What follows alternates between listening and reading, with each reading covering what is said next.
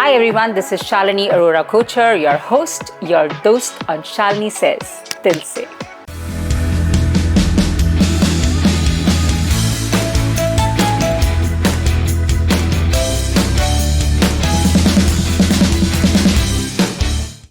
तुम्हें प्यार करना नहीं आता, हमें प्यार के सिवा कुछ नहीं आता।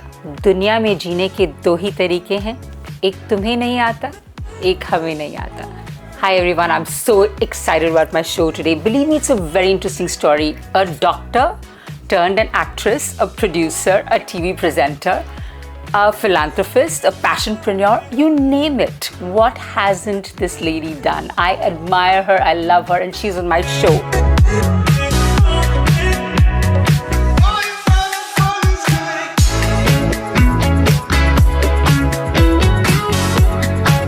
Welcome, Tarina. I'm so happy to have you here. Oh, thank you. I'm so happy to be here. I want you to tell us the story of how medicine and how acting, and I know that you were on the show called Real Housewives of Johannesburg. I can't wait to hear about it. No. So let's hear some of that story. I pray for, the paths to open and the paths to part, for me to walk my walk and for no one to provide obstacles. So perhaps I get it from my prayers, and I definitely get it from my mom.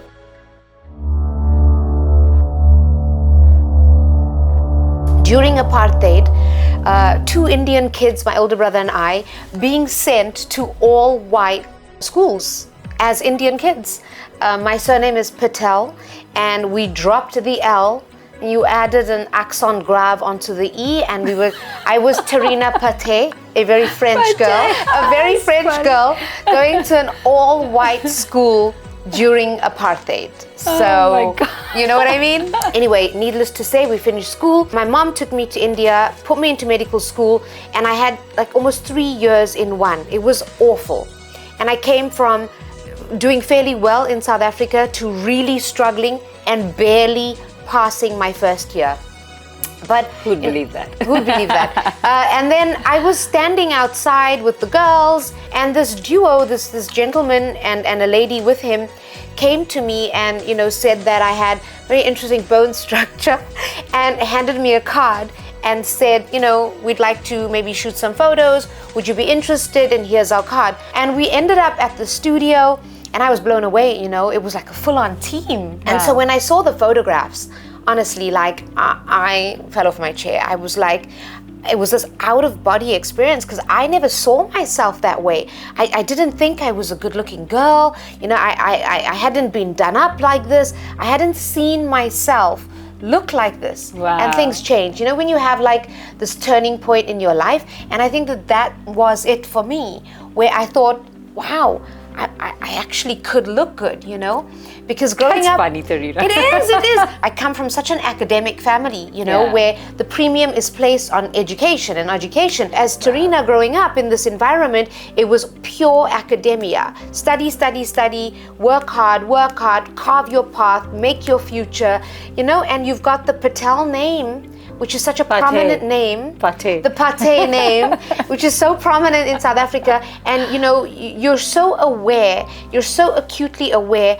of the fact that this is what you carry, and that you lead this legacy from generation to generation. You carry the name, and you're aware and you're cognizant of the power and the responsibility that it carries. And so, I take that very seriously. How was the reaction to the fact that you'd gone and done, this was modeling, I presume this was so how was the reaction to that? Because from education to a completely different... Okay, so let me tell you, once I saw this, I was blown away. And the photographer then handed these photos out to a number of production companies and modeling agencies, and before you know it, like, I was inundated with calls for offers, and I was like, okay, so I'm kind of cute, so like, let's do it, and I just started modeling. I was doing commercials, I was doing fashion weeks, I was doing Lakme, I was doing print campaigns, I was doing Femina covers. I exploded. I mean, you could not put the TV on and not see one of my commercials. And I was working with all the big guys, so the top production companies with legendary filmmakers, but I never said anything at home. Wow.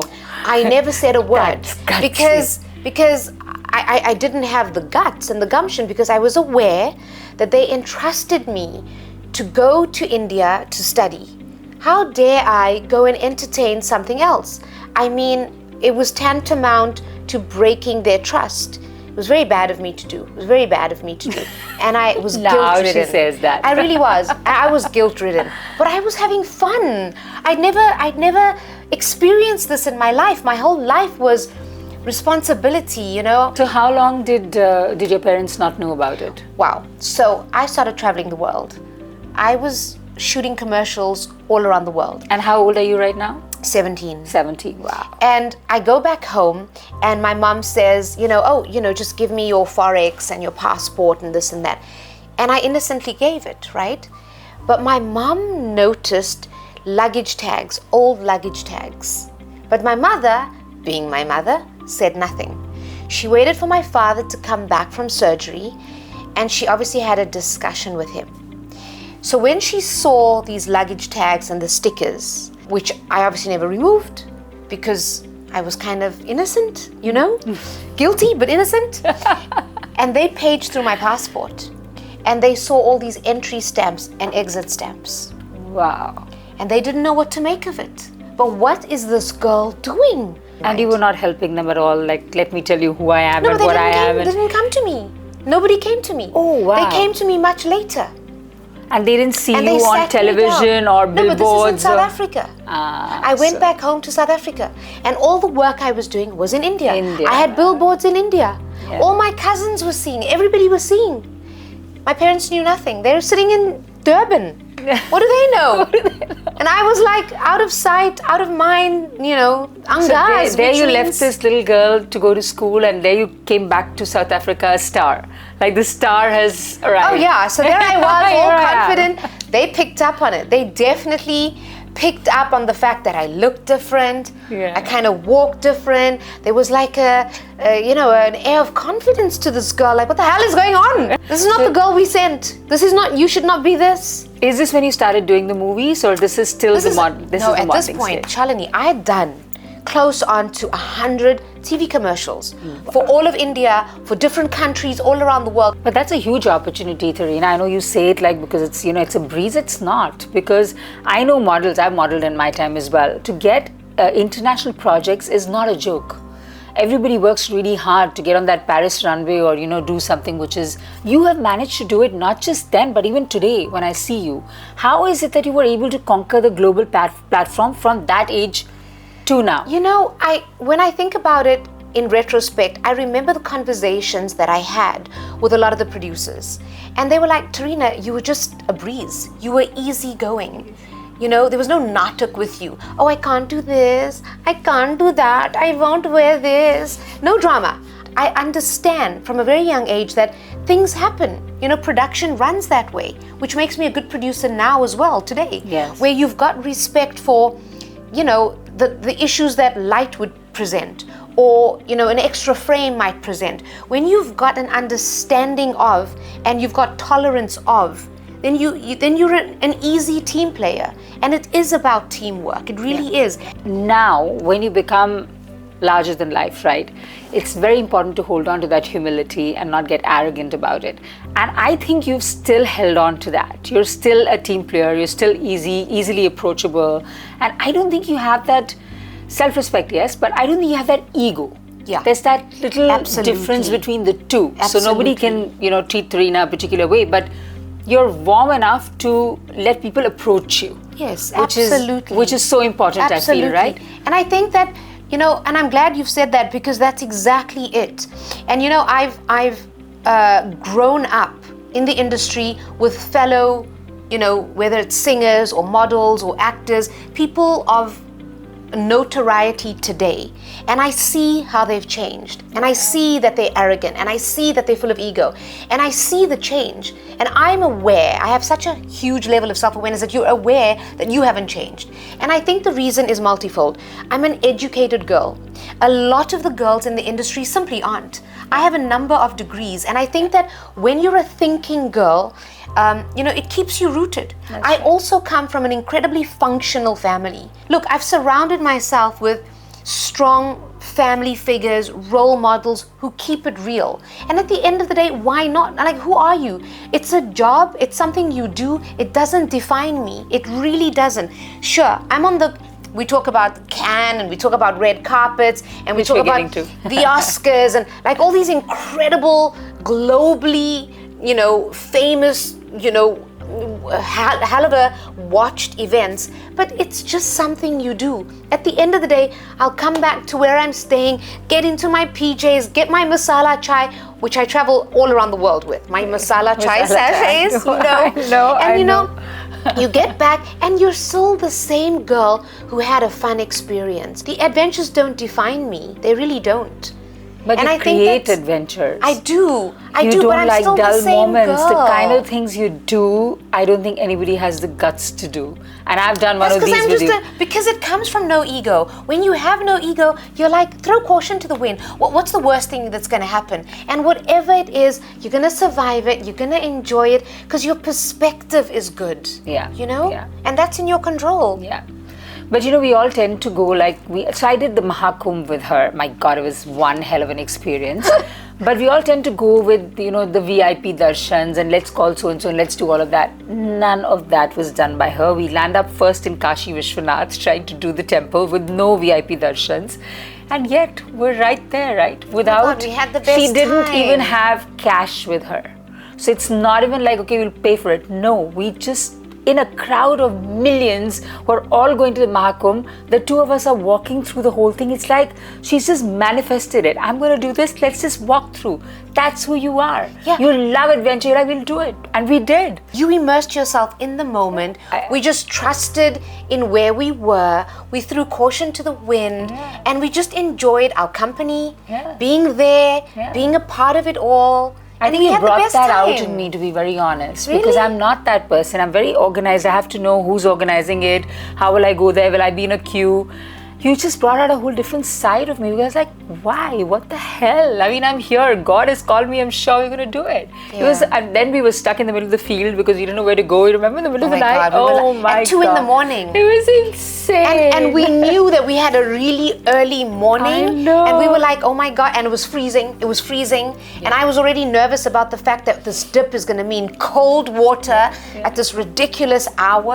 Yeah, and it was like the universe had conspired that we have to do it. Because remember, the whole city was shut down because of all the ministers coming on the same day that we had gone. Yeah. But there we were. We still did it, and it was, oh my God, that was an experience. Okay, I'm going to go back to where we were, but that was an experience with you. No, I can never forget that one. Never ever. Oh my God, that boat ride with all the birds. Oh. So I'm going to take you back to where we were. So when did acting happen? And I'm going to ask you the question because casting couch, how do you even get into Bollywood without that? Oh my God, that shit's real. That shit is so real. The casting couch is real. Is real. There's no question around it. And I think that, no one really talks about it because who wants to talk about it? It's not a nice thing to be a part of. It's not a nice thing to admit to. It's not a nice thing that it exists. You'll be out if you talked about it. You'll be out if you talked about it. Yeah, I mean, I think that once you're allowed in on the inside, you don't talk about it. Yeah. You keep the secret, you keep the shame of, and it's kind of something that people insinuate and they wanna know whether it exists or not, and it's just very easy to kind of whitewash it. You want to negate the existence of it so that you come out clean. But what about the fact that is it something which is that much in India or you work globally? So how does it work You see, globally? that's a good point. In India, they say that it happens all around the world, and it really doesn't. I mean, I've spent so many months in pilot season in LA. I've spent pilot season in the UK. I'm very big in the South African industry, and nobody does this. It really isn't prevalent at all. At all. I mean, I've done every big TV show in South Africa and nobody does this. Nobody messes with you. It's not some sort of clandestine, untoward, engagement that's, ridden with debauchery where the director's like, What are you doing tonight? It's not like that at all. So why do you think that it happens so much in India? What is the reason for it? I mean, because let me tell you, the thing is that they would meet countless girls. I mean, there was some crazy statistic where 100,000 girls are coming into Bombay every single day, starry-eyed, beautiful girls, talented girls, all kinds of talent, you know, vertical, horizontal. Oh my God, these girls are talented. But they can dance and they can, you know, and they are willing to do anything. Yes. How does a girl like me, a thinking girl, you know, an educated girl from a very good family, how do you compete with that? Because, you know, we've got a value system where you know, you don't sell your body. Your body's not up for sale. You're not transactional around your body. You're just not. How do you compete with girls who don't think that way? Who have run away from home and have to survive in an expensive city? Who have to maybe send money home and support their families, and who have to do what it takes, but also who are like, what's the problem? You want me? No problem. You're going to make my life. You are going to make my life. You're going to make me a star. I'm going to generate so much of money. I'm going to become famous. I'm going to become rich. And this is what you want. I'm willing to do this. I'm willing to play the game. How do you compete with that? Well, let me tell you, I couldn't. I could not compete. They wanted what they wanted. I couldn't give. And I was dropped from films. I was dropped unceremoniously from films all the time. I believe you. All the time. Been there, heard that. That's why I never made it, right? I guess that's, you know, there's a reason we don't make it. Yeah. Yeah. Even when you're a Nepo baby, aren't you competing with other Nepo babies? Even that girl who is already established has aspirations of working with a bigger producer and a bigger name and a bigger star cast. So yes, you're known, but you yourself have aspirations to work with that director or that producer or that star. Now, what is that star, that producer, that production company, that director asking of you? They're all asking for things. It's all ridden with debauchery because somehow this film industry is so intertwined with that ugliness where they know it's exploitative. They know that they can demand it. And the girls, you know, are not making it easier because they will walk in saying, Sirji, I will do whatever you want. You know. But it spoils it for people who are not willing to do it. There's no hope for you, then you may as well. So basically what you're saying is that having a godfather in the industry doesn't really make a difference. You gotta do what you gotta do. I mean, having a godfather does, but you're making the godfather happy. You're making somebody happy. You're either making that godfather happy or you're making a multitude of others happy. And then the girls get to a point where like, Arey yaar, the logic is, I've got a boyfriend, what is he doing for me? I'm sleeping with him only. I might as well sleep with this guy. What is he giving me? This guy can give me more. So, oh my God, you know, like, I feel like, you know, once you've crossed over and you've got the mentality of like, this is the game, I'm going to do what it is, and they're like 365 nights a year, sometimes in the day also. You know what I mean? It's like, you've got that mentality of doing that, you're going to do it. Yeah, I guess. It is what it is. I'm so amused with this whole thing. So Tarina, you know, we all coming from somewhere, right? That's why we can have these conversations. I gave up a lot of stuff. I was in the same industry, interested, wanting to do it.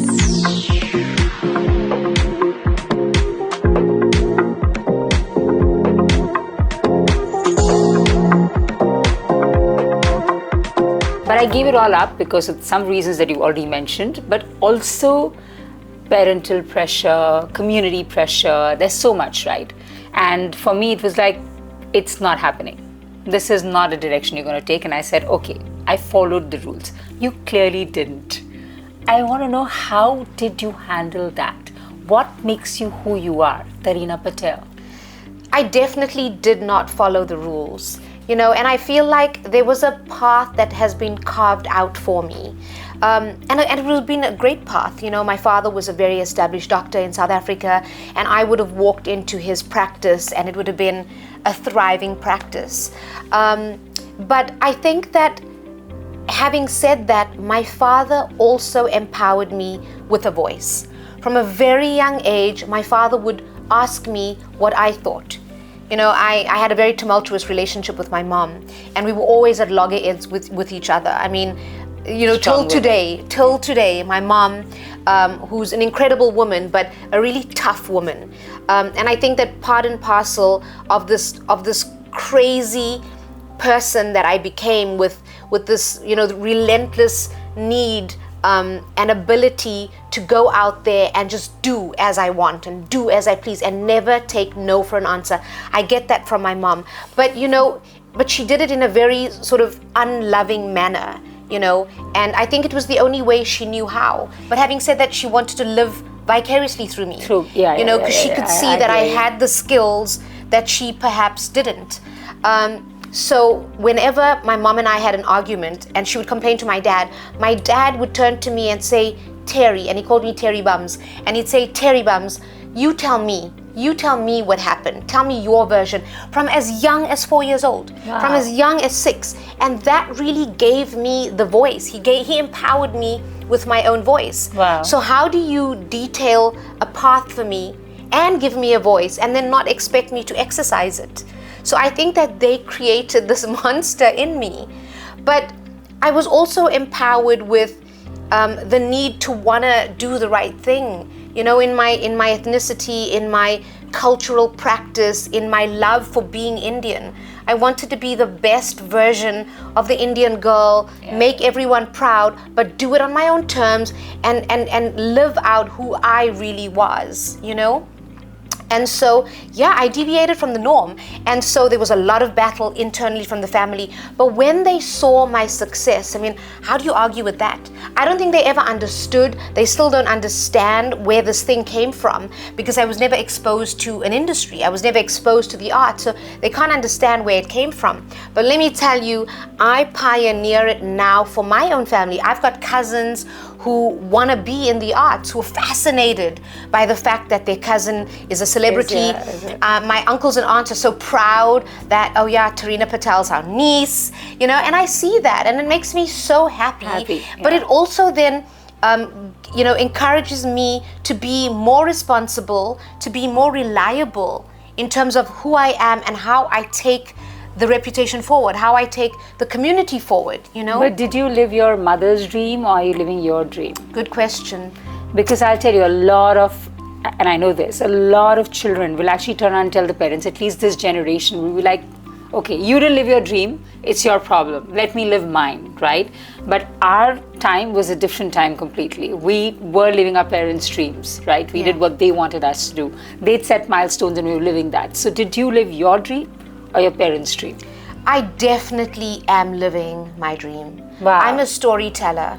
You know, I'm glamorous in everything I do. Everything's a story. The way I dress, the home I've made, the things I do, the places I go to, everything about me is a glamorous, real storyteller.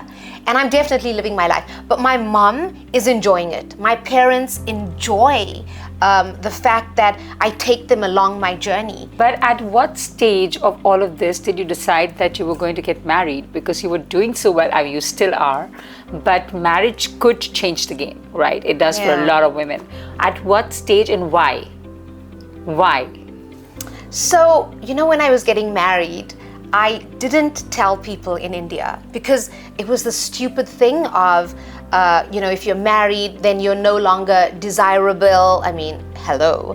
And, you know, and you're no longer desirable and they cannot fantasize about you. I mean, seriously? It's true. No, Tarina. they still do, honey. That's they still different. do. No. Differently now, different people fantasize about you. But the thing is that they still do. You're still an attractive woman. Yeah. You're still desirable. But it was the stupid thing that people had told me that, you know, if you get married, you know, you get married in secret. Anyway, I go to South Africa and I get married. And you won't believe it backfired so much because all the Indians were so upset that they weren't invited. They all found out, and this is pre-social media, right? This is pre-social media. And they were upset. They were like, how do you not invite us? And I was like, because I still want to work with you. And they were like, we would have worked with you anyway. You should have invited us. Yeah. You know? But getting married, it was like I was in love with my husband, my boyfriend at the time. He was putting pressure on, not my family, my parents weren't, my brothers weren't, like my mom and dad were like, you just do what you want. But he was, his mom was, my mother-in-law, the cutest little thing she was putting pressure on me, and everyone's, and I was like, oh yeah, cool, do whatever, figure it out, we'll do it. I didn't overthink it, Yeah. It was obviously a necessary step. These are things that you do as a woman. But so now I want to know, what was the impact on your career? Because marriage does change the game, because then there's a whole process, right? Yeah. You get married, then you're having kids, so you've lost so many years. That's why women just lose so many years, and we've lost out pretty much on half our lives. So how did that impact your career? Yesterday I went to a spa, and the lady, my therapist, was like, oh, are you married? And I said, yes, I am. And she goes, oh, but you don't look married. Let me tell you, it's the most bizarre thing. Exactly. Yeah, what does that mean? And I was like, what do married women look like? But it's not the first time. Unhappy? It's not the first time. I think that when women get married, they look married. They kind of let themselves go. But not me. The fact that I am married and have that title of being a wife has not changed who I am. I'm still Tarina, who happens to be married. I don't define myself by being someone's wife. In psychology, the ideal form of relationship is called separate togetherness. So separately, he's doing his thing, and I love and respect what he's doing, and he loves and respects and admires what I do. Separately, we happen to parallel do it together. There's a saying in Hindi which says, "Sabse bada rog kya kahenge log," right? And Delhi society can be harsh and nasty because you live on your terms. Do they understand that, or do they question you, or do they wonder, or how have you dealt with? I'm very curious about that. I mean, I see that there's a lot of questions around it. Is she married? Is there a fictitious husband? Like, what's the story? There's so much dialogue and fuzz around that. I mean, but why? But why? Why don't you just enjoy and appreciate this wonderful girl who flits in and out, who's got this beautiful energy that you can benefit of, that you can enjoy? Instead of, asking these ugly questions with a negative connotation. I think that there's more projection. When we talk about that negativity or that little gossip or whatever, I think it stems from projecting an insecure place. It's because they wonder because they don't have it. And when they don't have it and they're not the brightest, they question it. They don't understand it. They don't understand that I could be married to a man who is so confident and who trusts me so implicitly that he could let me in inverted commas, go out there and enjoy Europe and enjoy India and enjoy all these amazing things where I can thrive in my own right and bask in my own sunshine, and he's proud of me. I think he doesn't have to be on top of me. Yeah, I think it comes out of jealousy because women here are not able to do that, right? It's like either they'll go with their husbands or the husbands won't let them, like you said. Because so they're insecure, Absolutely. And the thing is that the women are not independent, and it's so sad. Like women in India, the fact that they're not financially independent. That's right. They rely on their husbands, and their husbands use that as bait. And it's kind of like this symbiotic, negative relationship where I will not buy you the Birkin and the diamond that you want. And they want that. They live for things. I live for adventures and experiences and creating this tacit legacy, and they accumulate things. So Tarina, I'm going to take you down my memory lane with you when the fascination began. And I used to see you year after year during the Cannes Film Festival. And I see women here dying to be on that red carpet, and you were there invited, and you've done it over and over again.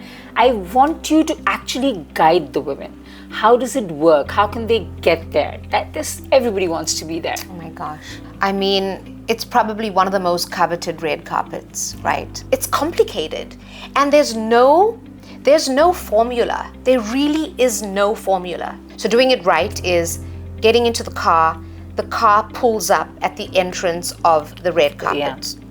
You get out, you've got a team that helps you with your gown, etc. So you get out to the carpet, and you've got allocated time given to you to be able to walk that strip with no one around you.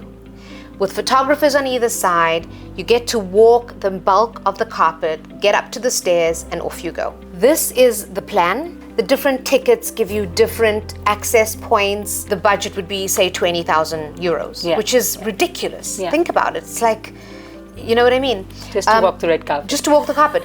But you don't understand whether that gives you the main entry point or not. It doesn't give you car access. It doesn't ensure that the photographers will even photograph you. It doesn't ensure that you've got the carpet bare to yourself. It doesn't guarantee any of these things. Wow. Your hustle is on top point.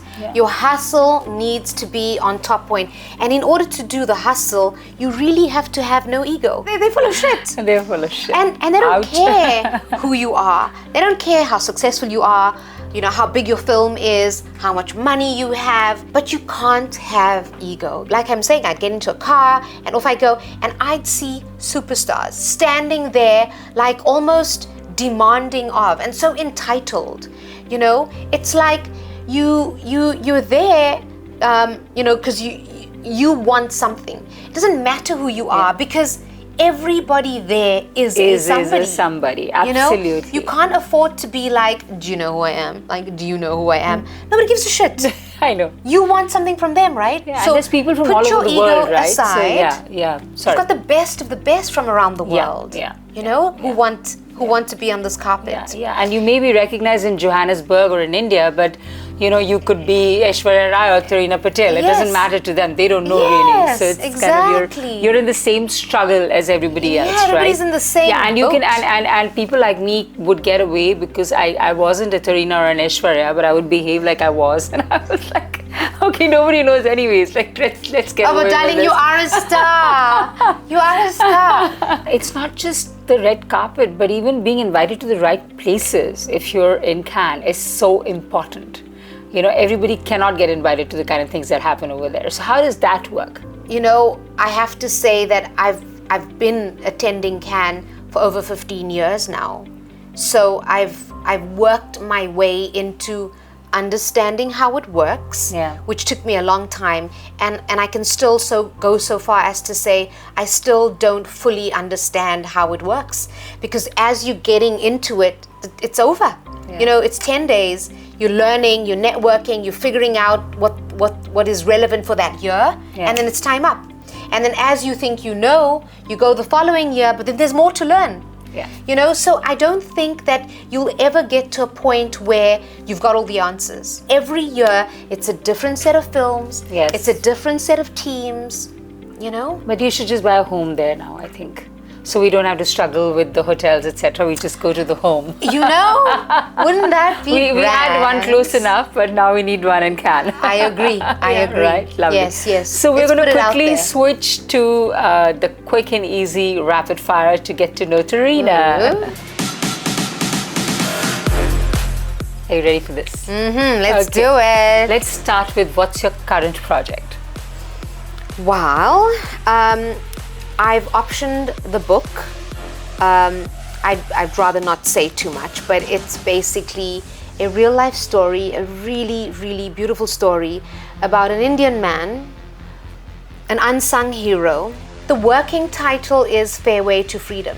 It's a play on the word fairway, as it's a golf term, but it's also the fairway to freedom. Love it, love it, love it. What's the song that makes you strut like you're on the Cannes red carpet, even in your living room?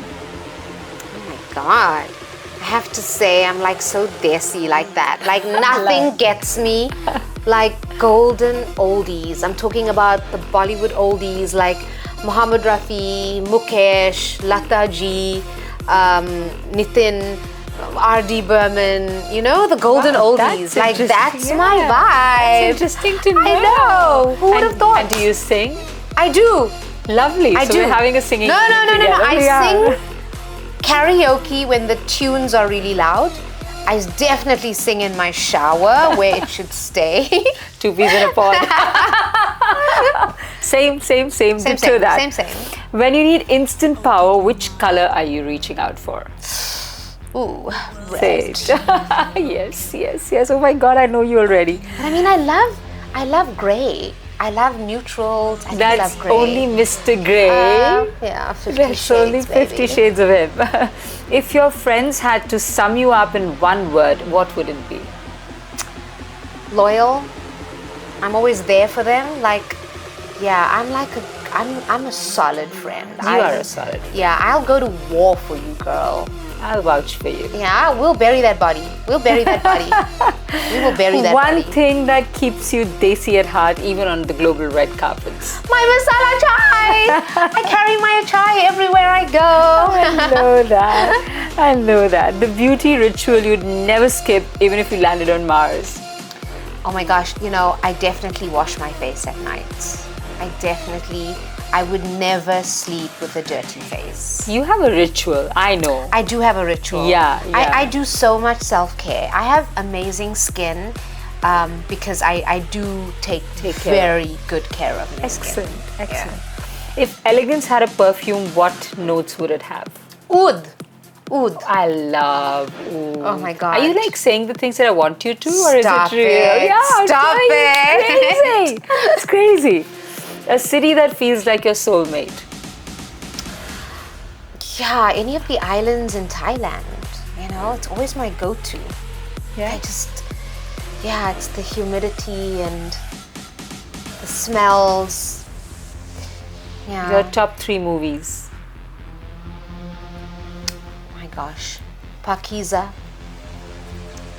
My Fair Lady, Pretty Woman. Wow. A quote that's basically your life's caption. Life is beautiful. Life is beautiful. The biggest myth people believe about your glamour and you. Is that, that's all that there is. There is so much more. Spend 2 minutes with me. And you'll know. You'll know. If you spend 2 minutes with you, want to spend a lifetime with you. Correct, Is that what you're saying? correct. I think that's what you're saying. Yeah, and I'm so, I'm full of substance and deep and diverse and complex and simple at the same time. And mysterious girl. And mysterious and A woman who makes you stop and say that's real power. gosh, there's so many. There really are so many. I have no shortage of role models, of people that I look up to, people that I admire. So, yeah, why give one? There's so many. Okay. Your go-to indulgence after a long shoot, dessert, Netflix or silence meditation? All of the above. I'll start with a bit of and then put that telly on and get horizontal, pull out my makana, some chai, get it going, and some chocolate. Fame, friend or frenemy? All of the above. All of the above. Those frenemies are teaching you lessons. All the time. And there's so they many are of them. teaching you, they are keeping you on your toes. Embrace the fact that, there's shit out there. Let it work for you. Yeah. Imbibe it to embody the better version of you. They've been planted to teach you lessons. Yeah, they have to. happen. They They're a happen for necessary you. part. They really happen for you. The moment you looked around and thought, wow, I made it. No, I'm not like that. I'm looking ahead. I'm proud of how far I've come. I really love myself, warts and all. I love the journey. I love that I embrace the journey. I'm really proud of myself, but there's so much I want to do, And I think that when you're given so much, you're held to a higher standard. So more is expected of you. I expect more from myself, but I love myself along the way, and it's a beautiful journey. Yeah, I think if you say you made it, then you stop growing. Yeah, and it's arrogance. Right? What is that? And then that's it. So no, absolutely with you. I have beautiful relationships. I'm proud that I work hard at them. I'm regarded well. I'm respected. My work speaks volumes. I'm proud of all of that. So if it wasn't the big screen, and would it be medicine? It would be. I would have made being a doctor sexy. I would have written books. I would have lectured all around the world. I would have been on speaking platforms. I would spread the word. I really would. I would have been happy making you lie on my couch, and my couch would have been hues of burgundy leather. God, you make it sound so exotic. Yeah, I would have made it sexy. Yeah, define luxury in one word and expensive doesn't count.